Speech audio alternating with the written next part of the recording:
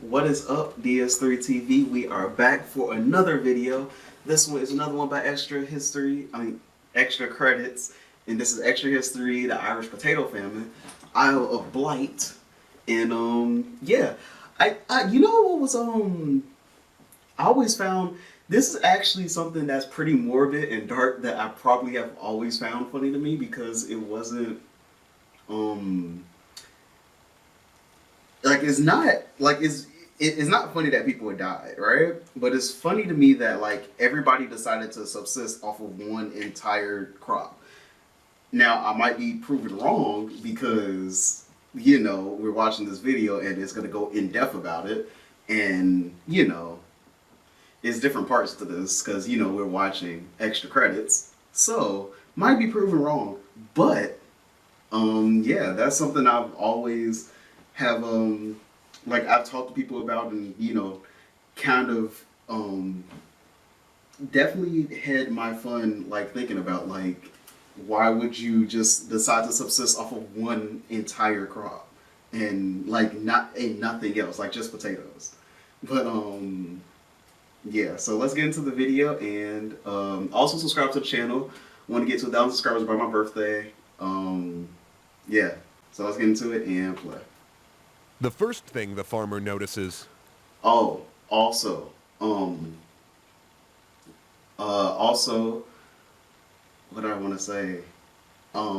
This was recommended to me by a subscriber, so please, recommend me stuff in the comment section if you want me to watch it. I will get around to watching it. I put out 3 videos a day, so, if it's not in this round of 3 videos a day, it's going to be in some round of 3 videos a day at some point in the week or something like that. So yeah, so let's get into it. Is the smell. An earthy rot in the fields.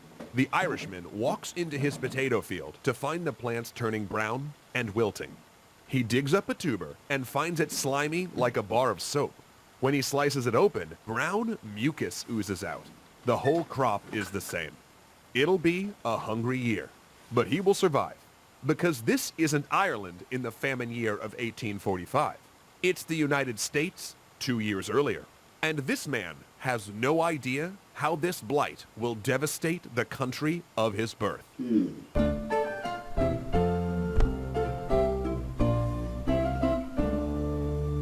The Irish potato famine ranks as one of Europe's worst agricultural disasters. An event so momentous that it not only defined a generation, it scattered a people to the winds. When the blight arrived in 1845, Ireland had a population of 8.2 million. Within a decade, though, a third of it was gone. Around 1.1 million died from starvation and disease, while 2 million immigrated abroad. Actually, you know what? Strike that. Immigration isn't the right word. It was flight, plain and simple, an evacuation. During the height of the famine years, when children's mouths were stained green from eating grass and dogs scavenged graveyards, people brawled on the docks for space aboard the overcrowded vessels. Most didn't even care where the ship was headed, as long as it wasn't Ireland. Yet Ireland was not the only country, or even the first, to experience the blight. The fungus responsible emerged in the United States in 1843, hitching a ride to Europe in cargo holds. Farmers attempting to strengthen European potato strains may have even accidentally imported it when they crossbred their potatoes with American stock. And strengthened by a rainy summer and carried by the wind, the fungus stormed the continent. During the summer of 1845, news of the blight filled European newspapers. Belgium had lost 87% of its potato crop. Flanders, 92%. Holland lost 70%. Germany and France got off relatively light, only losing a fifth of their harvest. Rumors of starvation leaked out of Russia and Poland, while English farmers saw similar devastation. Governments prepared for a season of hunger and instability. The potato, after all, was the staple diet of Europe's emerging industrial working class. This miracle plant, imported from Peru, could produce 2 to 4 times more calories per acre than grain. Cheap and easy to prepare, it allowed Europe's shrinking agricultural sector to feed its booming manufacturing workforce. And between 1750 and 1850, the European population nearly doubled, partially due to the potato. Any threat to the potato crop was a serious problem. In fact, these crop failures would help spur the wave of revolutions that racked Europe in 1848. But here the story of Ireland diverges, because while all these countries experienced economic hardship and social change, Ireland alone starved. The reasons for that are complicated, but they boil down to two factors. The first was a land system that made Ireland uniquely vulnerable to a crop failure. And the second factor was human. A group of British leaders governing from London who saw the famine relief as a vehicle for reforming the Irish economy and instructing the people's moral character. Throughout the crisis, British policymakers would make economic reform their primary objective, with saving lives as a distant secondary goal. The blight indeed was, as British politicians argued, an act of God, unstoppable and inevitable. The famine, by contrast, was the work of men. But that was still to come. In the summer of 1845, British Prime Minister Sir Robert Peel was tracking reports of blight. He worried about it striking England, of course, but he knew that if it took hold in Ireland, the result would be catastrophic. Technically, Ireland had been a part of the United Kingdom of Great Britain and Ireland since 1801, but in a practical sense, it had been the very first step in the British colonial empire. The English had ruled it directly or indirectly for centuries. In that time, the British Crown had gradually dispossessed native Irish Catholic families, confiscating their land and gifting it to English and Scots Protestants who were considered more reliably loyal, while Catholic countries sponsored a series of Irish revolts against the Protestant English, and tensions grew. The climax came when Oliver Cromwell reconquered Ireland after a rebellion, completing the process of land confiscation and totally replacing Irish landowners with English and Scots, the so-called Anglo-Irish. And it was bloody. Conservative estimates suggest that Cromwell's invasion, along with the famine it caused, may have killed 10% of the Irish population. Oof. To prevent another uprising, Cromwell and later British governments passed a series of penal laws restricting Catholic rights. Catholics could not hold public office, own firearms, or be admitted to the bar as lawyers. They couldn't own a horse worth over £5, vote, teach school, or marry a Protestant. There were restrictions on how they could own land, and when willing land to children, they couldn't give it intact to the eldest, and had to break it up equally among all their children. Churches couldn't be built of stone, and had to sit far from roads, and they couldn't attend universities at home or abroad, and 80% of the Irish population was Catholic. These laws were designed to bar Irish Catholics from all forms of political and economic advancement. And while they were gradually repealed, the last vanishing in 1829, it would take generations for the Irish to recover economically. And on top of that, these landlords charged astronomical rent on the land, barely allowing the native Irish farmers to survive. And the whole thing took place in a system of middlemen so convoluted that, okay, here's an analogy. Imagine someone owns an apartment building today. That's the landowner. They don't want to manage it, so they pass it off to a middle person to manage. Now the middle person wants to make a profit and knows there's a lot of demand, so they jack up the rent. And to make more profits, they subdivide some of the larger apartments into smaller ones. Now, under the pressure of making this exorbitant rent, some of the building's tenants start to get roommates or rent some of their bedrooms on Airbnb, further subdividing their own apartment. Wow, this sounds really familiar. Oh, hi NYC, I didn't see you in this analogy. Anyway, that's basically what happened to Irish farmers. In fact, some of the landowners, known as absentee landlords, hadn't even lived in Ireland for generations. The trend was bad. Oh, wow. Then events made it worse.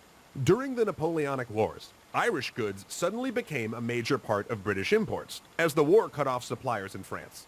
Things improved for the Irish, with many turning to new manufacturing jobs.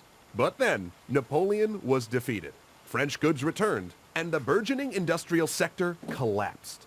Out-of-work weavers and tradesmen flooded the countryside, engaging in ludicrous bidding wars for small plots of farmland, promising to pay rents the land could never sustain. Irish farmers began cultivating land that had never been farmed before: rocky hillsides, beaches, and bogs. The land subdivided already through the inheritance laws and the greed of landowners, got subdivided further. And middlemen for those landlords, increasingly disappointed with returns from potato farmers, evicted whole villages to use the land for cattle raising, which squeezed the farmers even further.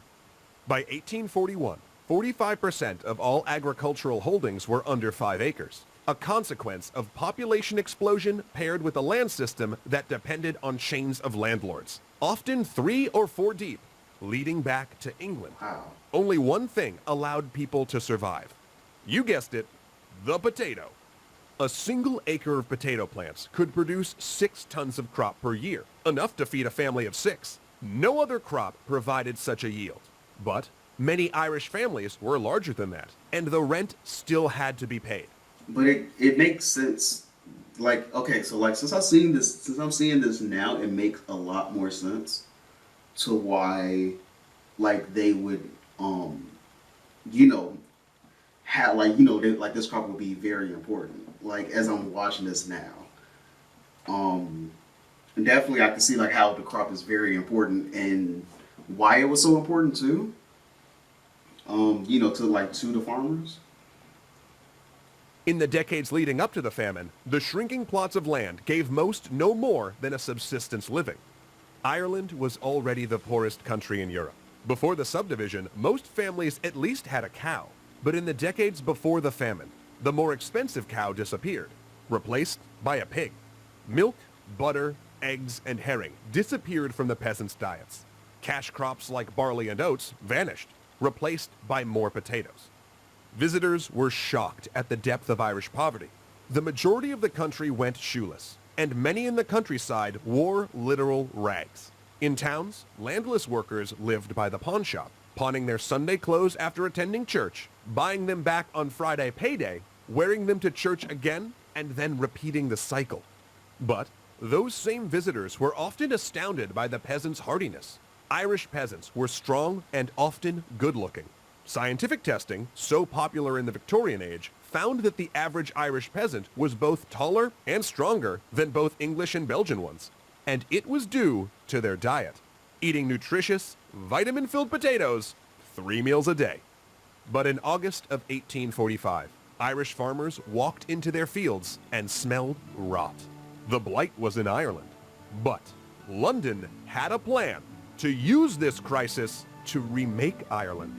A plan that would bring down Prime Minister Peel. Okay, so this is going to be an interesting plan to see how it all pans out. Because I don't know anything about I am assuming now I don't know anything about the Irish potato famine that I thought I did know. So yeah, I only know bits and pieces. That's only what I've heard. So yeah, so talk to you guys in the next video. Subscribe to the channel. I want to get 1,000 subscribers by my birthday. Join the Discord server and also follow my Twitch channel. Link in the description for both of those things. And talk to you guys in the next video, and peace.